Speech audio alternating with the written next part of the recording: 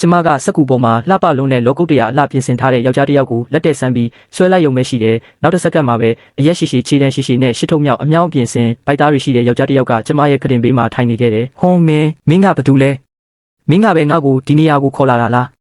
ကျမစိတ်ထဲကနေသွားပြီးငါတော့ဒုက္ခကြီးကျယ်ရှာမိပြီလို့တွေးလိုက်မိတယ်။ကျမနာမည်ကလင်းကျင်ရခစ်တစ်ပကြီးចောင်းသားတစ်ယောက်ဖြစ်တဲ့ညလုံးပေါက်ပကြီးဆွဲရင်းနှလုံးရက်ပြီးတေဆုံးသွားခဲ့ပြီးနောက်မှာဒါချူနိုင်ငံကဆင်းရဲတဲ့ပကြီးဆီယာမလေးတစ်ယောက်ရဲ့ကိုယ်ထဲကိုကူးပြောင်းလာခဲ့တယ်။မူလပိုင်ရှင်ကကျမနဲ့နာမည်တူမျိုးရိုးတူဖြစ်ပြီးမိဘနှစ်ပါးစလုံးကွယ်လွန်သွားခဲ့ပြီဖြစ်လို့ပျက်စီးနေတဲ့ပကြီးခန်းလေးတစ်ခန်းပဲကျန်ခဲ့တယ်။ညမိုးချုပ်လာတာနဲ့အမျှအေးစိမ့်တဲ့လေတွေကပြတင်းပေါက်ကြားကနေတိုးဝင်လာခဲ့တယ်။ကျမကတော့စာလောင်လုံးလို့အော်မြင်နေတဲ့ဘိုက်ကိုပို့ရင်းမျက်စိထဲမှာအစိမ်းရောင်လင်းတွေတောက်မတက်အစားအစာရှာနေမိတယ်။တအိမ်လုံးအနှက်မွေနောက်ချခွေပေမဲ့စက်ကူမင်းစုပ်တန်တဲ့မင်းတုံးတွေပဲတွေ့တယ်။ဒါတွေကစားလို့ရပါမလားဂယုမဆိုင်နိုင်တော့ပဲဝါချင်းချင်းစက်ကူချမ်းတစ်ခုကိုဖြန့်ခင်းလိုက်ပြီးပကြီးចောင်းသားတစ်ယောက်ရဲ့အသားကျနေတဲ့လက်လှုပ်ရှားမှုနဲ့ကြက်ကင်အီတကောင်ကိုဆွဲလိုက်တယ်ပိုပြီးလက်တွေ့ကျသွားအောင်ကြက်ပေါင်နာမှာကြက်ဥအနှစ်ယောက်နဲ့အယောင်ဆိုးပြီးစီဦးတွေရှုံးလဲနေတဲ့ပုံစံမျိုးချဲ့တက်လိုက်တယ်နောက်ဆုံးတစ်ချက်ဆွဲပြီးနောက်မှာကျမတက်ပြင်းချလိုက်တဲ့ဒါကကောလာဟာလာတွေကပုံဆွဲပြီးဘိုက်ဖြစ်တယ်ဆိုတာပဲဖြစ်ရမယ်နောက်တစ်စက္ကန့်မှာတော့ထူးဆန်းတဲ့အဖြစ်အပျက်တစ်ခုဖြစ်ပွားခဲ့တဲ့စက်ကူချမ်းကရုတ်တရက်တွန့်လင်သွားပြီးဖြူဖြောအလင်းတန်းတစ်ခုထွက်ပေါ်လာခဲ့တဲ့စက်ကူပေါ်ကလိုင်းတွေကအသက်ဝင်လာတဲ့လိုမျိုးလှုပ်ရှားပြီးဖောင်းကြွလာခဲ့တဲ့ဖက်ခနဲ့အလေးပင်တစ်ခုပြုတ်ကျတန်ကတိတ်ဆိတ်နေတဲ့အခန်းထဲမှာကျဲလောင်စွာထွက်ပေါ်လာခဲ့တဲ့ကျမမျက်စိကိုပုတ်ပြီးစကွဲခုံကိုမယုံနိုင်တုံကိုကြည့်လိုက်မိတဲ့စက်ကူကအဖြူတွေပဲကြံတော့ပြီးမင်းအိုးဘေးမှာတော့အငွေ့တစ်ထောင်းထောင်းနဲ့အနက်မွေးကြိုင်လာတဲ့ကြက်ကင်တစ်ကောင်အသင်းရှိနေခဲ့တဲ့အမလေးငါတကိုးရှင်ဖြစ်သွားတာပဲလို့တွေးရင်ကျမဘာမှမစဉ်းစားနိုင်တော့ပဲပြေးဝင်ပြီးချက်ပေါင်ကိုကိုက်ဝါပစ်လိုက်တယ်အပြင်ကကျွတ်ပြီးအတွင်းကနူးညံ့ကအရသာရှိလွန်းတာကြောင့်တက္ကသိုလ်ရှိညစီကချက်ကင်ထက်အစပေါင်းရချီပိုကောင်းနေခဲ့တယ်ဗိုက်ပြေသွားတဲ့ခံစားချက်ကလည်းဝေဝါးတာမျိုးမဟုတ်ပဲတကယ်အစစ်မှန်ဖြစ်တယ်ဘိုက်ဝါသွားပြီးနောက်မှာစီရီပေနေတဲ့လက်နဲ့ပါဆက်ကိုတုပ်ပြီးလွတ်နေတဲ့အခန်းကိုကြည့်ရင်အထီးကျန်တယ်လို့ခံစားရပြန်တဲ့အခန်းထဲမှာတစ်ခုခုလိုအပ်နေတယ်လို့ပဲကျမထွက်လိုက်ပြီးလူတဝက်စာရှိတဲ့အစင်းမြင့်စက်ကူအချောကိုဖြန့်ခင်းကမင်းဆက်ပြီးစုပ်တံကိုကင်လိုက်တဲ့ခစ်တစ်ပကြီးចောင်းသားတစ်ယောက်အတော်ဆုံးကဘာလဲဆိုတော့လူခန္ဓာကိုတိဆောက်ပုံပဲဖြစ်တဲ့ဂိမ်းထဲကစက်ကောင်အလှပတွေကိုကျမမနှင်းမနှောဆွဲခဲ့ဘူးတဲ့မျက်ခုံးကောင်းကောင်းမျက်လုံးတောက်တောက်နှာတန်စင်းစင်းဓာတွေကတော့ပုံသေးပဲပခုံးကျဲကျဲခါတေးသေးနဲ့ဗိုက်သားရှစ်ထုတ်ကိုတော့မရှိမဖြစ်ထည့်ရမယ်အဝိစားပိုင်းမှာတော့ကျမရဲ့အမြင်ကိုပြသဖို့အတွက်ရင်ဘတ်ဟတ်တက်ပွင့်နေတဲ့ပူသားအနက်ရောင်အိတ်ဝတ်ကောင်ကိုဆွဲပေးလိုက်တယ်ဟွန်းအဆုံးတက်မှာတော့ပုံထဲကလူချောလေးကစကားမနာထောင်ပဲရှောက်ပြေးမှာစိုးရိမ်တာကြောင့်သူ့ရဲ့ခြေချင်းဝတ်နာမှာထူထဲတဲ့တန်ကြိုးတစ်ချောင်းဆွဲပေးလိုက်တယ်တန်ကြိုးရဲ့အခြားတစ်ဖက်ကိုတော့ကျမရဲ့ခုတင်တိုင်မှာကြီးနှောင်ထားလိုက်တဲ့ပုံထဲကအေးဆက်ဆက်နဲ့ဆွဲဆောင်မှုရှိတဲ့လူချောလေးကိုကျမကျဉ်းနဲ့စွာကြည့်ရင်အနုစိတ်ဆုံးစုပ်တန်လေးနဲ့သူ့ရဲ့နှက်ဆိုင်တဲ့မျက်ဝန်းအိမ်ကိုအဆက်ချပေးလိုက်တဲ့မျက်လုံးကိုအသက်သွင်းလိုက်တဲ့တခဏမှာပဲအခန်းထဲမှာလေပြင်းတွေတိုက်ခတ်လာပြီးစပွဲပေါ်ကစက်ကူကပြင်းထန်စွာလှုပ်ခါသွားကဆူရှာတဲ့အလင်းဖြူတွေကြောင့်မျက်စိမဖွင့်နိုင်လောက်အောင်ဖြစ်သွားခဲ့တယ်။ထို့နောက်ပြင်းထန်တဲ့စုပ်အားတစ်ခုကကျမရဲ့ခန္ဓာကိုယ်ထဲကခွန်အားတွေကိုစုပ်ယူသွားသလိုမျိုးခံစားရပြီးခြေထောက်တွေပြော့ခွေကကျမ်းပြင်ပေါ်လဲကျသွားခဲ့တဲ့ခရင်ဘေးကနေလေးလံတဲ့တတုချင်းရိုက်တန်ထွက်ပေါ်လာခဲ့တဲ့ကျမမူးဝေနေတဲ့ခေါင်းကိုပို့ရင်းမောကြည့်လိုက်တဲ့အခါတကိုယ်လုံးအေးဆက်သွားခဲ့တယ်။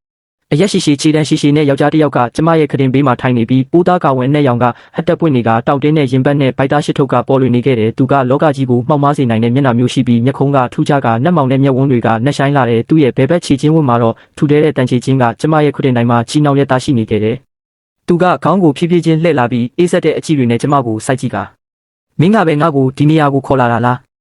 လို့မေးလိုက်တယ်ယောက်ျားဖြစ်သူရဲ့အတန်ကအော်ရှာဖြစ်ပြီးလူသက်ချင်စိတ်တွေပြည့်နေနေခဲ့တယ်ကျမတို့တစ်ချက်အနိုင်မျိုးချရင်လက်ထဲကစုပ်တံကိုတစ်ချက်ကြည့်သူ့ကိုတစ်ချက်ကြည့်လိုက်မိတယ်ငါတော့ဒုက္ခအကြီးကျယ်ရှာမိပြီးပကြီးတဲကထွက်လာတာကအသက်ရှိုံတင်မကပဲအတိတ်မညံနဲ့ဒေါသပါလာတာလားလို့တွေးမိတယ်ကျမခေါင်းထဲမှာအုံကနေဖြစ်သွားပြီးမူလပိုင်ရှင်ရဲ့မှတ်ညံပိုင်းစတွေကချက်ချင်းပေါ်လာခဲ့တယ်ဒါချူနိုင်ငံမှာမိမိကိုငါလို့သုံးလုံးပြီးဒီလိုဖြက်စီးလို့တဲ့အရှိန်အဝါမျိုးရှိတာဆိုလို့တယောက်ပဲရှိတယ်သူကတော့လက်ရှိအာနာသိန်းစစ်သူကြီးရှောင်းမှုချန်ဖြစ်တယ်အဲ့ဒီလူကရက်ဆက်ကြမ်းကြုတ်ပြီးပြက်သားကစစ်တီတော်တန်းကြီးကိုအုပ်ချုပ်နေတာကြောင့်အေဂရမင်းတောင်သူ့ကိုမြင်ရင်တုံလို့ရတဲ့အဓိကအချက်ကသူကမိမတွေထက်တောင်လှပပေမဲ့ဘယ်သူမှဆိုသူ့ကိုစိုက်ကြည့်မိရင်မျက်လုံးအဖောက်ခံရတတ်တယ်ကျမကဒါချူနိုင်ငံရဲ့အကြောက်စရာအကောင်းဆုံးလူသက်သမားကြီးကိုပုံဆွဲပြီးခေါ်ထုတ်လိုက်မိတာလားတင်မကသေးဘူးသူ့ကိုခွေးချီတဲ့တန်ကြိုးနဲ့ပါကျမရဲ့တစ်သားကူတင်မှာချီထားမိသေးတယ်ဟိုးအကိုကြီးဒါကလှပတဲ့အမှားတစ်ခုလို့ကျမပြောရင်ရှင်းရုံမလားကျမငိုချင်စိတ်ပေါက်သွားပြီးလက်ထဲကစုပ်တံကိုကြောခိုင်းကဝတ်လိုက်တယ်ရှာမှုချန်ကမျက်လုံးကိုမှိဆိုင်လိုက်ပြီးလူသက်ချင်စိတ်တွေပြင်းထန်လာကကျမရဲ့လက်ပင်ကိုညှစ်ဖို့လက်လန်းလိုက်တယ်တိုးတော်လဲခြေချင်းဝတ်ကတန်ကြိုးကချက်ချင်းတင်းသွားပြီးသူ့ကိုဆွဲထားလိုက်တယ်သူကခြေလောက်ကတန်ကြိုးကိုတစ်ချက်ငုံကြည့်ပြီးမျက်မှောင်ကျုပ်လိုက်ကလက်ရှိအခြေအနေကိုနားလည်ဖို့ကြိုးစားနေပုံရတယ်ငါခုနတင်မဲ့နန်းဆောင်မှာရေချိုးနေတာမင်းကဘလို့ဆုံးကဝေတက်နေငါ့ကိုဒီနေရာကိုဖမ်းခေါ်လာတာလဲရှောင်းမှုချန်ရဲ့အတန်ကရေခဲတုံးလိုအေးဆက်နေပြီးအခန်းတွင်းကိုဝေဝဲကြီးကနောက်ဆုံးမှာကျမရဲ့စပွဲခုံပေါ်ကသူ့ပုံနဲ့တထေရတဲ့တူနေတဲ့ပုံဆွဲထားတဲ့စက်ကူပေါ်ကိုအကြည့်ရောက်သွားခဲ့တဲ့ခြေချင်းဝတ်ကတန်ကြိုးနေရာကအစကွက်တိတူနေခဲ့တယ် ကျမချက်ချင်းသဘောပေါက်သွားခဲ့တယ်ဒီစုတ်တန်ရဲ့အစွမ်းကတတ်မဲ့အရာဆိုရင်အလွတ်ဖန်ဆင်းပေးနိုင်ပြီးတက်ရှိအရာအထူးသဖြင့်လက်တွေ့လောကမှာတကယ်ရှိနေတဲ့လူကိုပုံတူဆွဲမိရင်အာကာသကူးပြောင်းခြင်းတက်ကိုလှုပ်ဆော်ပေးပြီးလူအစ်စ်ကိုတိုက်ရိုက်ဆွဲခေါ်လာတာပဲဖြစ်တယ်ကျမခုနကဆွဲတုံးကစိတ်ထဲမှာမူလပိုင်ရှင်ရဲ့မှတ်ဉာဏ်တွေကအာနာသိန်းစစ်သူကြီးရဲ့နှက်သားလိုရုပ်ရည်ကိုစဉ်းစားမိသွားတာကြောင့်ရေချိုးနေတဲ့စစ်သူကြီးကိုတိုက်ရိုက်ကြီးခေါ်မိသွားတာပဲဖြစ်တယ်ဆုံးမတာကိုဖြုတ်ပေးစမ်းရှောင်းမှုချံကတန်ကြိုးကိုဆွဲခါလိုက်ရာတန်ချင်းပို့တိုက်တန်တွေထွက်ပေါ်လာခဲ့တယ်ကျမမှတော့မရှိဘူးကျမငုံမဲမဲပြောလိုက်တဲ့ခုနကခိုင်ခန့်အောင်ပဲအာယုံဆိုင်ပြီးဆွဲလိုက်တာကြောင့်တော့ပေါက်ကိုထဲမဆွဲမိခဲ့ဘူးဒီတန်ကြိုးကတစ်ဆက်တည်းဖြစ်နေတာကြောင့်ရှေးခေတ်ကတော့ပြင်စရာတင်မကပဲခေတ်တစ်ကလျှက်စစ်လော်သမားလာရင်တောင်3ရက်လောက်ခဲ့ရမှာဖြစ်တယ်ရှောင်းမှုချံကအေးဆက်စွာရေမောလိုက်ပြီးအတွင်းအားကိုသုံးကတန်ကြိုးကိုလက်နဲ့ညှစ်ချပစ်ဖို့ကြိုးစားလိုက်တယ်တိုးတော်လဲအားဆိုင်လိုက်တဲ့အချိန်မှာပဲသူ့မျက်နှာအယောင်ပြောင်းသွားပြီးညီးတွားတန်တဲ့အတူကောင်းမွန်တဲ့ခန္ဓာကိုယ်ကြီးကရိမ့်ထိုးသွားကပါဇက်ကနေတွေးမေးတွေစီးကြလာခဲ့တယ်အစိမ့်မိနေတာလားကျမအံ့ဩသွားခဲ့တယ်ရှောင်းမှုချံကနှကမ်းပေးကတွေးမဲတွေကိုတုပ်လိုက်ပြီးကျမကိုဒေါသတကြီးစိုက်ကြည့်က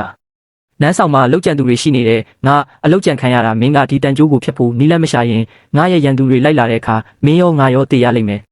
လို့ပြောလိုက်တယ်ကျမဥယေပြားတွေပါဆက်ဆက်တုံသွားခဲ့တယ်သူ့ရဲ့ရန်သူတွေက professional လူသက်သမားတွေဖြစ်မှာတေချာတယ်ကျမလိုအားနည်းတဲ့မိန်းကလေးတစ်ယောက်ကသူတို့အတွက်တစ်ချက်တည်းနဲ့ပြည့်မဲ့လူပဲ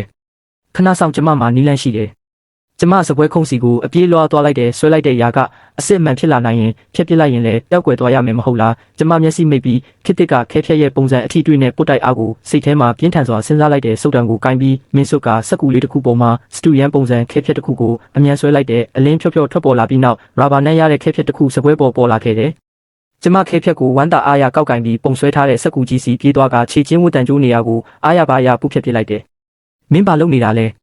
ဲရှောင်းမှုချံကကျမကိုခဲဖြက်ဖြူလုံးနဲ့စက်ကူပေါ်မှာအသေးအတန်ပို့နေတာကိုအယူတယောက်လိုကြည့်နေခဲ့တယ်။အံ့ဖွယ်ဖြစ်ရက်ကိုကြည့်လိုက်စမ်းစက်ကူပေါ်ကမင်းလိုင်းတွေပျောက်ကွယ်သွားတာနဲ့အမျှရှောင်းမှုချံရဲ့ခြေချင်းဝတ်ကထူတဲ့တန်ကြိုးကလေထဲမှာတဲရီလိုမျိုးအကြီးပျော်ပြီးပျောက်ကွယ်သွားခဲ့တယ်ဘယ်တော့မှရှိမနေခဲ့တဲ့လိုမျိုးပဲ။ရှောင်းမှုချံအံ့ဩသွားခဲ့တယ်သူကလွတ်လပ်သွားတဲ့ခြေချင်းဝတ်ကိုလှုပ်ရှားကြည့်ပြီးကျမကိုကြည့်တဲ့အကြည့်ကဒေါသကနေတုံလုံးမှုထိုးနောက်နှက်ဆိုင်နဲ့စူးစမ်းမှုဖြစ်တောင်းလဲသွားခဲ့တယ်။မင်းလက်ထဲကစုတ်တန်ကသူကကျမလက်ထဲကစုတ်တန်ကိုစိုက်ကြည့်လိုက်တယ်။ဒါကမီယိုဖလာစုတ်တန်လေးမိန်းကလေးပဲပေးတာယောက်ျားလေးမပေးဘူးကျမကစုတ်တန်ကိုအင်ဂျီထဲအမြန်ဝက်လိုက်ပြီးသူ့ကိုတတိနဲ့ကြည့်လိုက်တယ်ကျမကရှင်းရဲ့ကဲတင်ရှင်တော်ရှင်ကျမကိုတက်လို့မရဘူးရှောင်းမှုချံကမာနာတကြီးရေမောလိုက်ပြီးငါကအတုံးဝင်တဲ့လူကိုဘယ်တော့မှမတက်ဘူးမင်းရဲ့အတတ်ပညာကဒီလောက်ထူးဆန်းနေမှာတော့အဖြစ်ကိုကျေးဇူးနဲ့ဆက်ဖို့အခွင့်အရေးပေးမယ်သူကကျမရဲ့ခရင်အဆိုးပေါ်မှာပုံစံအကျဆုံးထိုင်လိုက်ပြီးအင်ဂျီပွင့်နေရင်အောင်ပြင်းထန်တဲ့ဖိအားကိုပေးနေခဲ့တယ်ငါမိနေတဲ့အစိတ်ကဟန်ကူဆန်လို့ခေါ်တဲ့အစိတ်တက်ရင်ရေခဲတုံးထဲရောက်သွားတယ်လို့ခံစားရတာမင်းကပစ္စည်းတွေဖန်ဆင်းနိုင်တယ်ဆိုတော့ငါအတွက်အစိတ်ဖြည့်စေးအခုချက်ချင်းဆွဲပေးစမ်းကျမမျက်လုံးတစ်ချက်ပင်းကြည့်လိုက်ပြီးအကိုကြီးကျမကိုနတ်သမီးအောက်မိနေတာလားကျမပစ္စည်းဆွဲဖို့ဆိုတာအခြေခံဗဟုသုတရှိမှရတာရှင်မိနေတဲ့အစိတ်ရဲ့ဓာတုဗေဒပုံတင်တဲ့ကိုတောင်ကျမမသိပဲဆွဲလိုက်လို့ရှင်တည်သွားရင်ဘသူတာဝန်လဲရှောင်းမှုချံမျက်မှောင်ကျုပ်သွားပြီဒါဆိုမင်းပါဆွဲနိုင်လ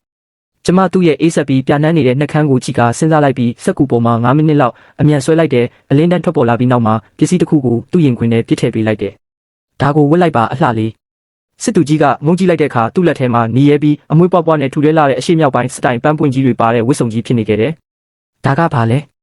စစ်သူကြီးရဲ့နှက်ခမ်းတွေတုံခါသွားခဲ့တယ်ဒါကအေးဒဏ်ခံအကောင်းဆုံးပစ္စည်းပဲရှင်ကရေခဲတုံးနဲ့ရောက်တယ်လို့ဖြစ်နေတာမလားဒါကိုဝတ်ထားလိုက်ရင်ချွေးထွက်လာလိမ့်မယ်ကျမကတေချာပေါက်ပြောလိုက်တယ်ရှောင်းမှုချံကအဲ့ဒီဝတ်စုံကြီးကိုယွန်ရှာစွာကင်ကြည့်ပေမဲ့အစိတ်ရဲ့အေးဒဏ်ကြောင့်နောက်ဆုံးမှာခေါင်းငုံပြီးဝတ်လိုက်ရတဲ့ရုပ်ချောတဲ့လူကဘာဝဝတ်ကြီးကောင်းတာပဲဖြစ်တယ်နီနီစိမ့်စိမ့်ပန်းပွင့်ကြီးတွေနဲ့ဝတ်စုံကသူ့အပေါ်မှာထူးခြားတဲ့ဆွဲဆောင်မှုတစ်ခုဖြစ်နေခဲ့တယ်ဒါကတကယ်ကိုအေးဒဏ်ကိုကာကွယ်နိုင်စွမ်းရှိတယ်ဒီပစ္စည်းကရုပ်ဆိုးပေမဲ့အတုံးတော့တဲ့သားပဲမင်းကပစ္စည်းတွေဖန်ဆင်းနိုင်မှာတော့ဒီနေ့ကစပြီးမင်းကငါလူပဲကျမမျက်လုံးပြူသွားခဲ့တယ်ငါကယုံကြည်ရသူရဲ့တစ္ဆာဖောက်မှုကိုခံရပြီးအစိတ်မိထားတာမင်းရဲ့ဒီပုံးကွယ်နေတဲ့နေရာမှာအစိတ်ကူတာမယ်ဒီအတော်တွင်မင်းရဲ့စာဝတ်နေရေးကိုငါတာဝန်ယူမယ်ဒါပေမဲ့မင်းကဒီစုတ်တန်နဲ့ငါ့ကိုအာနာပြန်သိမ်းဖို့ကူညီရမယ်အကြီးအကဲဟိုလူတက်သမားကြီးကဒါပဲလားစကားများမနေနဲ့သူအားနေနေတော့အသက်ကိုနှုတ်ချဆိုသက်ဓာတ်ရှည်တွေကိုမြှောက်ကင်လိုက်ကြတယ်အရှင်တတိထားပါဒီလိုအရေးကြီးတဲ့အချိန်မှာပဲကျမကပုံဆွဲတာကိုအပိတက်လိုက်ပြီးဖြစ်တယ်